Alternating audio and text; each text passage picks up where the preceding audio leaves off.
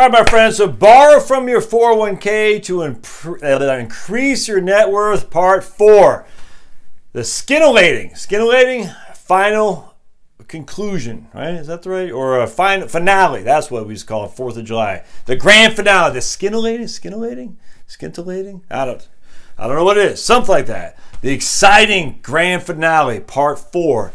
Again, the proof is in the pudding.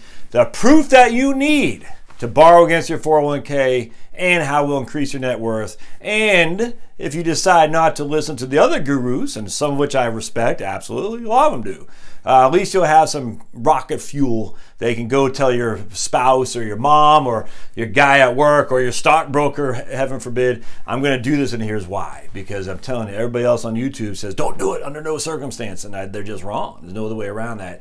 So parts 1 and 2, we use the academic study from the National Tax Journal, a couple guys who had written about the benefits of borrowing from your 401k. They give us 4 scenarios in terms of looking at it when you might not pay off. And the one of the 3 scenarios that didn't pay off, and that was in the late 90s, when having money out of the market because you missed out on pretty significant gains, a 29% year-over-year rate of return from 95 until 99.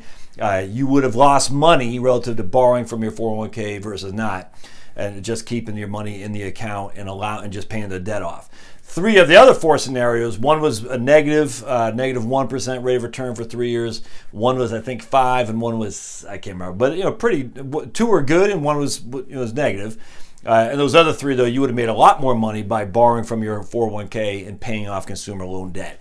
And it's just as factually evident. Now, that was just on interest savings. What they did not say is your net worth on top of not just how much you save in interest, but how much your account actually will grow relative to the debt that you have. And that's where we're going to finalize this today, because I'm going to share with you. It's a big deal, my friends. So, all right, then the last one I just looked at. You have $50,000 in 401k, you have $10,000 credit card loan. Your $10,000 credit card costs you 10%. Your 401k, your expected rate of return over the next 5 years is 6% a year. And thus, should you take the $10,000 out of your 401k to pay off that $10,000 credit card? The answer is absolutely.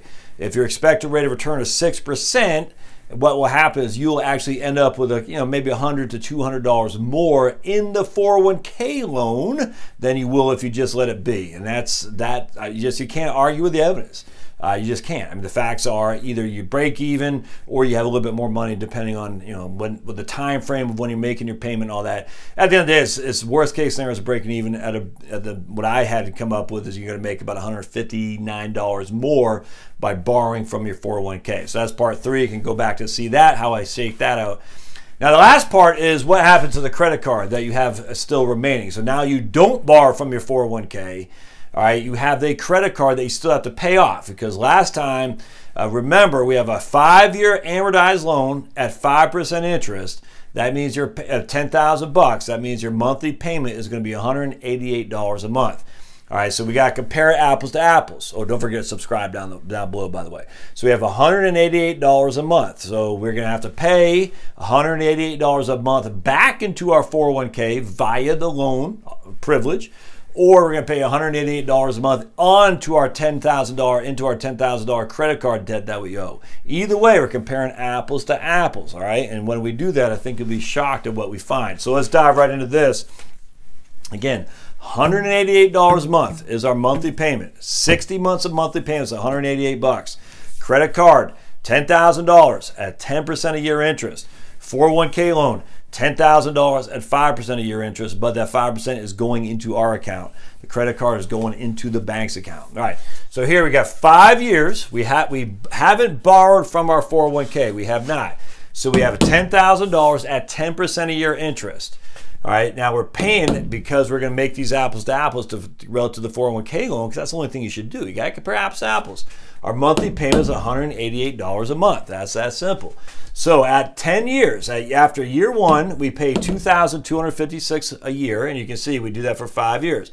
$2,256 each and every year for 5 years, all right? And we have paid in $11,280, I think is what it was. Either way, $11,280 we paid towards the credit card, or $11,280 we paid towards the 401k. Again, apples to apples. After year one, our balance is still $8,856, even though we paid $2,256. Huh. 10,000 minus 2,256 is not 8,856. Why is that, Josh? What kind of scam are you playing here? Well, because the credit card has a 10% a year interest rate. All right, so after year one, we paid $2,256, but we still owe $8,800. After year three, we paid $2,256 times 3, and we still owe $5,500. After year five, we paid $11,280 total on a $10,000 credit card balance, and we still owe $1,772. It's that simple. You still owe $1,700. And so because of that, you have less net worth than if you borrowed from your 401k. This isn't rocket. Trust me, I'm the furthest thing from a rocket scientist, my friends. And I can figure this out just because I took the time. And most people won't take the time. They say, don't borrow against your 401k. So you factor in these two things. We had $159 more in the borrowing of the 401k because, again, we're paying that 5% a year is going into our own account. Plus that 5% a year is also growing at the expected rate of return in the market. And here, so we have more in that account by $150, we'll just say. And here, because we haven't paid off the loan, we still owe $1,700, whereas a 401k loan is paid off after 5 years. So to borrow from your 401k to pay off a high interest credit card, we actually are ahead of the game by almost $2,000.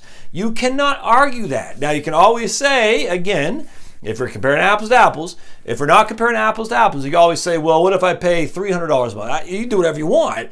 But when it comes to apples comparison, your expected rate of return of 6 is on both sides of the equation. It's on both sides of the equation. The amount of money you're going to have in your 401k will grow at 6. Also, the amount of money you're going to have in your 401k if you borrow will grow at 6 as well. So it's got to be apples to apples. If it's 6% a year and you have a 10% credit card, it's without debatable that you will make more money, in my opinion. And I don't know how else you'd argue this, Frank. I'd love to hear. How else am I wrong? And the facts I'm not. You have more money in your overall net worth, significant more, $2,000 than if you did not borrow. Now, a couple things going on here. What if you got laid off? Yep, talk about that in the book. Oh, by the way, this is the book, Strategic Money Planning, that I modeled this on. Or this right here is modeled on my book, and I think it's chapter 4, 5 maybe, something like that. Anyway, so you could get laid off. Absolutely, that's a risk you could take. Is that worth taking that risk for a $1,700 less in debt and a $150 more in net worth or a value of your 401k? Yeah, absolutely. You could get laid off before you're 59.5, and not only do you have to pay the credit card, the 401k loan back, if you don't, you have to pay tax on that money and have a 10% loan balance. So, I mean, it's 10% penalty. Okay, yeah, I get that. I'm not saying there's no risk. What if the market does better than 10%, 6% a year? Yeah, the better the markets do, the less valuable it is to have money outside of the 401k. That's a fact. That's what the good authors, I think it's Greg Smith and Zheng Li, if I'm not mistaken, that's what they had stated in their 4 scenarios. The one scenario where it did not make sense to borrow from your 401k to pay off consumer debt was in the late 90s when the markets averaged 29% a year. And if you think we're getting 29% a year again over the next 5 years, I think you're going to have some real, you have to have a come to Jesus moment there, because it's not going to happen. All right, so let's just say about it. The market's returned 12%. Okay, you probably don't want to borrow from your 401k to pay off a 10% debt. I mean, you're borrowing, you're sacrificing 12 to pay down 10. That's not a good arbitrage.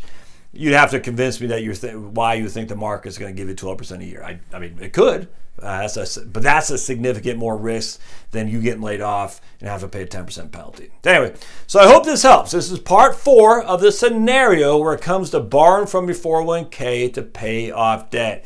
Now, some people ask, should I do it if I get a 2.99% lease or something?